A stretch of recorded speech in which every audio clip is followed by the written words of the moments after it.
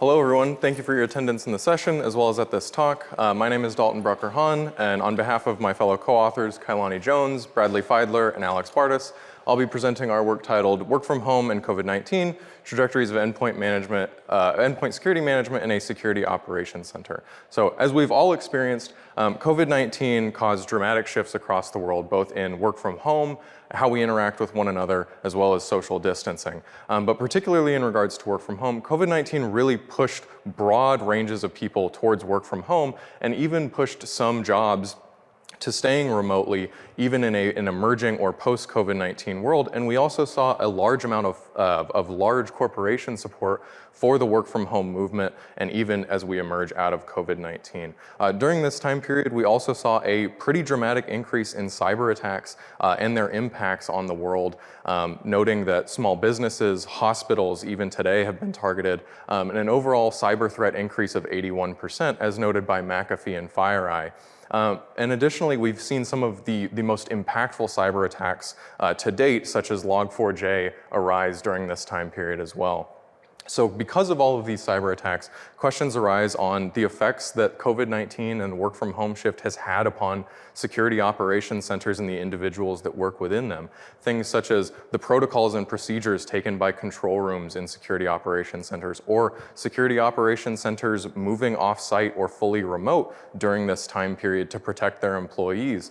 But this is already an environment in which employee stress, burnout, and churn rate is a concern, and overload is also a concern. But due to all of this, the question may arise of COVID-19 has changed a lot of things for security operations centers, remote work, and work from home in general, but are all of these things necessarily bad? Have there been some benefits?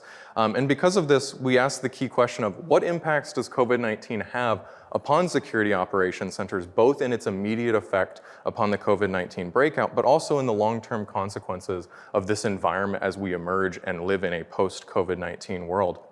Now, very luckily, as part of this research, we were able to have a field worker deployed inside of a security operations center for over 34 months, compiling over 1,000 hours within a SOC, and that is pre-pandemic, during pandemic, and post-pandemic. So we have a very distinct lens of how to examine this issue because of this deployment pre-pandemic for another project and other purposes such as SOC metric collection.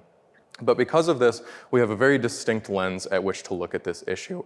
And we approach this issue twofold. We take an ethnographic approach of doing participant observation within the SOC environment, but we also take a deep literature approach to the historical analysis of endpoint management and how it's evolved throughout history. And the key point here of this talk and of this research overall is that our analysis really indicates that COVID-19's work from home shift represents a critical evolution point in security operations centers and how they manage their environment. And it's a really big shift from network perimeter defense to the actual defense of endpoint devices and the necessity of that as this shift to work from home has emerged. So let's dive into a little bit of how our observed SOC responded to COVID-19 and the steps that it took throughout this time period. It's basically 5 distinct phases of varying activities, responses, and strategies in each. But firstly is the preparation. When COVID-19 broke out, they initially knew that the work from home shift was going to come, and they necessarily adapted the VPN. But as participant 2 noted, virtual communication certainly went through the roof. Hallway interactions were no longer possible, so those all shifted to Microsoft Teams or Zoom or email.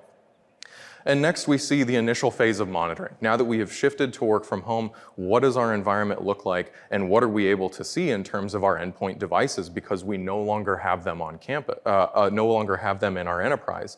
And what we really saw is a decrease in endpoint visibility. We saw paused projects which caused stress, and we see a brainstorming effort in order to solve some of these issues that are emerging throughout COVID-19. And as participants 2, 3, and 5 note, they simply just did not have visibility into what endpoint devices were doing, even though they were interacting with the network. In the short term, there were efforts of implementing new endpoint device management tooling and adjusting policies and procedures with regards to that tooling to effectively just shift the transition and shift the technology into being able to gain this visibility and adjust these procedures. But also, we see things like COVID-19 spam emails and the Zoom bombing incidents that occurred, causing additional stress and concern over the SOC employees. Long-term efforts, we see that acceptable use policies and procedures surrounding endpoint device management, long-term implementation efforts, security analyses on the newly adopted tools, and training with those tools as well. And then lastly, we see this period of reestablishment of capabilities, basically a permanent effort to support work from home capabilities and long-term strategy planning for alert baselining and long-term planning for work from home. But compounding all of these factors and all of these response efforts, amidst the pandemic, we also saw budget cuts. We saw major vulnerabilities such as Log4j causing massive stress and concern for our employees. And we also saw global events such as the Russia-Ukraine war causing even more compounding factors for the SOC employees that were already under stress, burnout, and high churn rate. But learning from the observed response of the observed SOC, we now transition into a historical analysis. Is the endpoint management shift that we're seeing in the observed SOC, is that something that is relevant only to this time period, or is that something that we're seeing evolve over history itself? So we begin with the term endpoint management, and that goes into our keyword list that we then search through historical repositories for relevancy, things like RFCs, the ACM Digital Library, IEEE documents, and that. So from there, we derive out common technologies or specific trends in technologies and fundamental technological shifts throughout history that represent changes in sort of the fundamental way in which we interact and which we secure endpoint devices. And then we derive out new keywords from that historical context, feed those back into the keyword list, and refine those trends and time periods that we see. So the first time period that we see is the early operational ARPANET. This is truly the first sort of event in which we see endpoint management concerns arising. And this is basically local interaction with the network through a terminal room. So so access control and endpoint management for this time period is physical access. Who do you give the keys to that terminal room?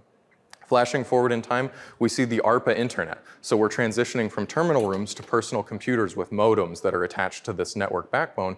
And for the first time, we're seeing many devices on this network. So the implementation of the domain name system emerges as a technological shift to make it easier to address the devices on the network. Again, flashing forward, NSFNet and pre-privatization period of 1986 to 1990, we're now seeing these private networks being attached to this internet backbone, acceptable use policies emerging because there's too many users on the network, so now we're having acceptable use policies to manage their behaviors on the network. And as a technological shift, we're seeing antivirus and disk management software really playing a part here in this time period as well. From 1991 to 1999, we now see these connected private enterprise networks, which are being attached to the internet backbone, and border gateway protocol becomes introduced in order to protect those subnets. Acceptable use policies have now certainly become ubiquitous, and local area network server use increases. Those are the new endpoints that were being managed, and so that is where endpoint management has shifted. And then our last time period of 2000 to 2019, mobile devices have become ubiquitous. Cloud computing, software-defined networking, work from home, and bring your own device are all emerging and gaining adoption in this time period. And again, we're seeing endpoints and the network perimeter shifting to outside of an enterprise or blurring the boundaries of where the network perimeter is. So from these lessons learned both in ethnography as well as from the historical analysis and the trends identified, we sought to validate these findings through qualitative and quantitative means. And these were validations of those 352 field notes that were compiled from our deployed field worker. And these took the form of semi-structured interviews with 12 participants that were deployed in our observed SOC across 2 rounds of interviews. But then we also sought to expand out the coverage of this to say, is this generalizable, or is this a trend that we're noticing only in our SOC environment? And what we did is we expanded out into quantitative validation with 7 new SOCs, and that was separate from the participant observation, and we really targeted leading roles in these SOCs, such as CISO or Chief Information Security Officer positions. And these 7 new SOCs actually covered a range of new domains as well, such as Fortune 500 companies, US government agencies, as well as academic institutions. And really, the challenges that were encountered through this recruitment process was high turnover rate, as well as just the time to find time for these individuals to fill out these surveys or to conduct these semi-structured interviews with us. And I will note, for more information on all of the things discussed in this talk, please refer to the paper. There's a lot of information that was covered over this 1,000+ plus hours of deployment in the SOC, and there's a lot of critical information in the paper as well. But from this validation and from our lessons learned from ethnography and history, what we've really found is that the largest determining factor for a decreased adoption of endpoint management techniques is a mostly local, centralized workforce. If your workforce was already mostly local and already mostly centralized, most of the time, your network perimeter defense was what you adopted. You didn't often have a lot of mature endpoint management techniques in place already if your workforce was already mostly local.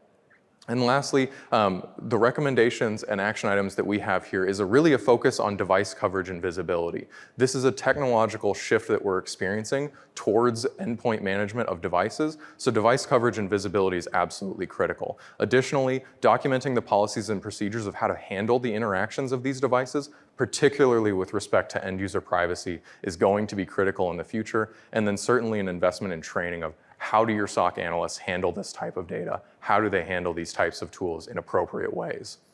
So in conclusion, endpoint management concerns began long before COVID-19, all the way back to the early ARPANET, and the shift from work from home activities during COVID-19 really represents a fundamental shift in time to a new technological trend of endpoint device management.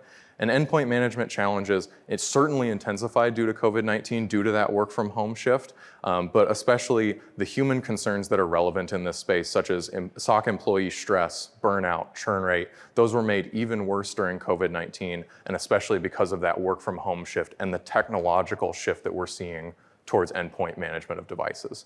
So with that being said, I'd like to conclude the talk and open it up for any questions you may have. Thank you.